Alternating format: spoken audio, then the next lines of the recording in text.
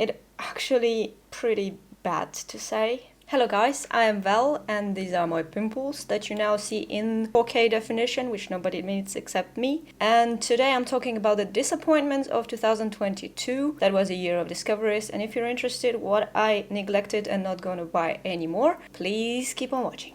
I'm gonna talk about disappointments while doing my makeup with some of them because that's how you see the performance rather than just talking, you know. I don't have obviously everything that I don't want to buy anymore, but some of the things are still here. I still don't know what to do with them. And let's begin our journey the same way as I would do my makeup in a regular day. The first step will be a prep and prime, and it turns out that my skin does not really like some acids. So this wonderful thing is out. It's gonna be used for clients and for makeup, but not for myself. I know sometimes it takes 2 weeks to adjust, but any acids that I tried, even hyaluronic acids, and I'm very disappointed in this little guy. This is a Glow Recipe Plum Plum Hyaluronic Cream, and I cannot use it because it gets me to break out. And all of these little pimples, 2 weeks of being just with them is not a good timing, and I'm just picking my face all the time, and it's very, very annoying to do.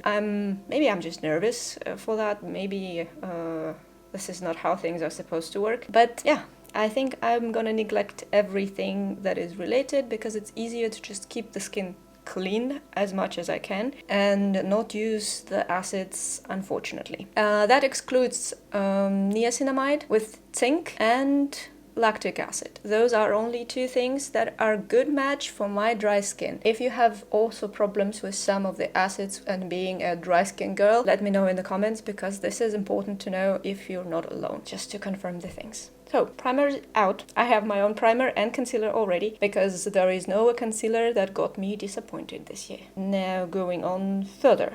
I'm usually starting with my foundation and concealer, as you can see, and I'm placing concealer under the foundation usually. That way it's just easier to work for me.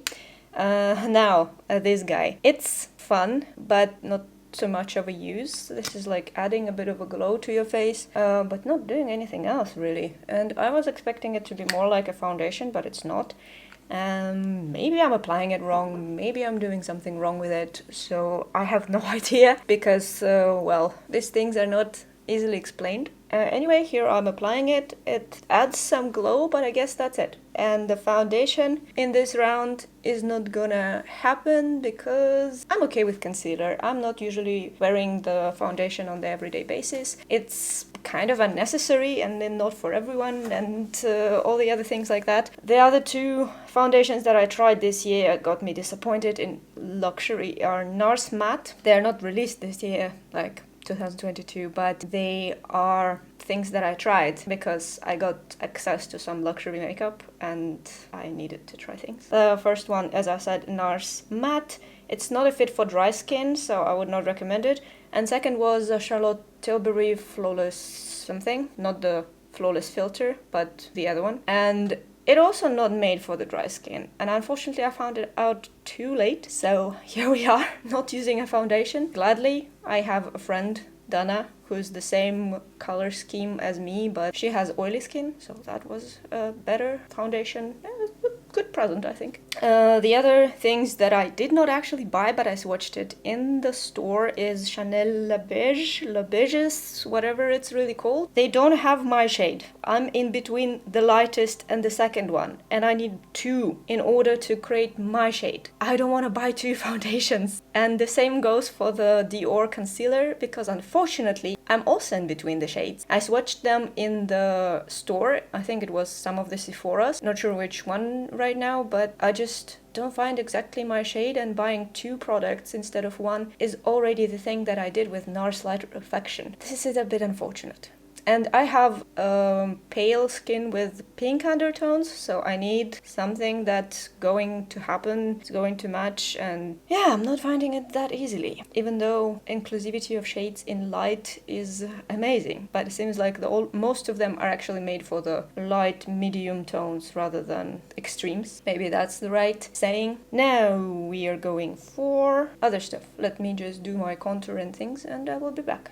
clowning around since 90s. Next step I usually do is my brows. I have two of the things, Got To Be and Catrice Super Glue Brow Styling Gel. This does almost nothing. This one gets out of my brows with a white something as the actual glue. Let me try to demonstrate this with one and the other one with the other. So when it dries down, you can scrape it off. And sometimes I'm scraping my eyebrows because they can be itchy and I'm a human. The other one I'm doing with Got To Be. This one is not that bad, but it's not that good. It's not doing much, in my opinion. Maybe I need to get used to it or something else. I don't know. Let's just give it a bit of a flick and wait for it to dry slightly, because then I can apply any pencil or shadow or whatever, and I'm gonna demonstrate how it's gonna behave. So yeah, these two. In the meantime, let's go to eyeshadow. I've been on the hype of Charlotte Tilbury and Natasha Denona eyeshadow for quite some time, and this year I got an opportunity to buy some of them, and some of the Natasha Denona eyeshadows as well. Those are mini palettes. Big palettes are just too pricey in my opinion, even though I'm still looking at one of them, and I'm hesitating to buy it because 65 euros is not that cheap for an eyeshadow palette. What concerns me about all of these, they're wonderful, they're battery, but majority of them lose color on your eye. You need quite a few layers to make it more vibrant, and it just loses color anyway. I tried it with primer, I tried it without primer, I tried it on the cream base. Right now I have MAC Paint Pot in Painterly as my cream base, so I'm gonna take one of these guys and I will try to show you what exactly it means. And the other point I have about them is that all of the browns that are here are very similar. I'm gonna show you some swatches, and I'm gonna try to show on the other part how I'm applying eyeshadow. So let's see. Do you see a big difference? Because except the middle ones that are a bit more warm, I don't really see much of a change between them, and they're all different. Like, they are supposed to be all different shades. I checked it, I actually double checked it with the backing of this palette, and they will just lose color over time if I apply them on my eyelid. And today I will get to some maybe star palette. I do love mini star and I really want to enjoy using it, but some things are preventing me from time to time from using it. So on this eye I'm using the mini star. On the other eye I will be using the Pillow Talk. So we will have two different eyes to look at the end. And I'm just doing a simple eyeshadow that does not require a lot of things. Actually, it can be a very interesting idea how many makeup looks I can actually pull with the eyeshadow palette like this, with only 5 colors in it, because it's something that I wanted to try for quite some time, and yeah, I just had no opportunity, I guess. But I have ideas for some of them already, and hopefully it will turn out good. Also, these eyeshadows are not very good with the brush. I tried them with finger, it was working better. I don't know what's the reason actually. When you're buying something like this, you kind of expect it to work, just work. That's not always the case. And I have a feeling of a lot of fallouts, unfortunately.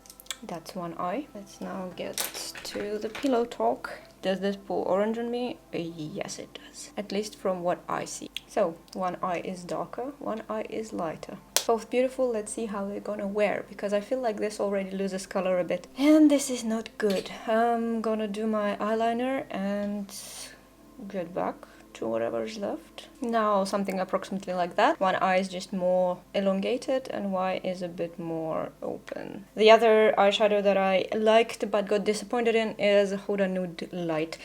Yeah, I think I will not finish them. They're okay, but they're a bit too powdery, like very hard to see anything. I don't see the payoff, the pigment is not there. Some are okay, some are not. All of the light shades are basically very hard to show. I'm not used to that, I'm sorry. The shiny ones are good. Shiny ones are pretty nice, but mattes, the light mattes are disappointing. and it's just generally very orange, as you can see. Yeah, on my skin it pulls orange. Now let me show you what I mean with the Fly-Off's brow product. If I start brushing, first of all, I can see some of the small things of that brow product in my brows. It feels weird, and yeah, just look at that. Look at that thing. It's actually like glue, and I don't like it. I want to brush it away because that looks hella weird. So that's what I'm dealing with. The other side is okay. It's just very soft. It's not holding, it's not doing much.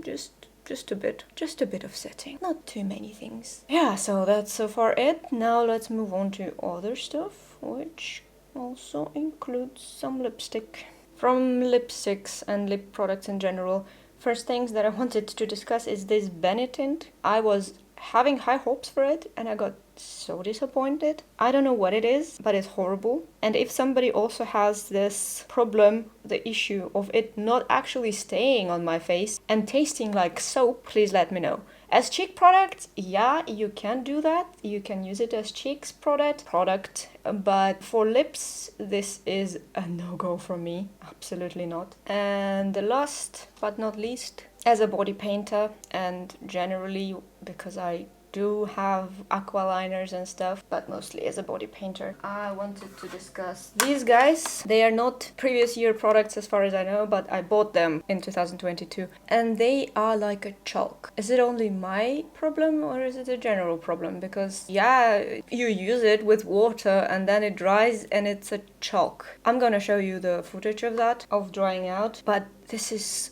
so ridiculous. Why would you pay for this if it's like just a colored chalk in a palette with water activated formula or something? I don't know. So basically these are the things that I got disappointed in 2022, and these are the things that I'm not going to repurchase in any case. In the next video I want to talk about the things that I really enjoyed and that I will get again, and you can slowly see how my eyes loses its dimension. Well, that's what I'm talking about. It's still pretty, but it's not good. Yeah, so, and that's so far it. Thanks so much for watching. Don't forget to subscribe to the channel if you want more of this type of content, and see you in the next one. Bye.